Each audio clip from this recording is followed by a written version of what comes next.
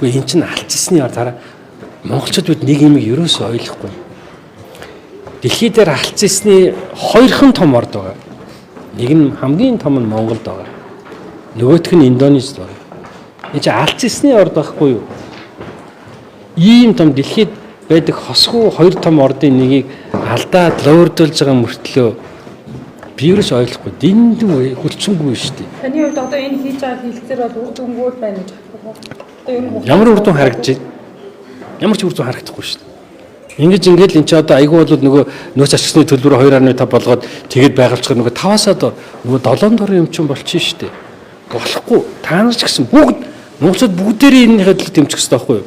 Чи баялагийг нь ухаад гарч яхад чи дуурахгүй байгаа юм чинь эх орны чинь нөгөө тусгай тогтнол болоход чи дуурахгүй байхгүй юу? Ангаагаал үлдэх байхгүй. Өнцөөлөй чи өөрчилж чад өнгөрсөн жил яасан?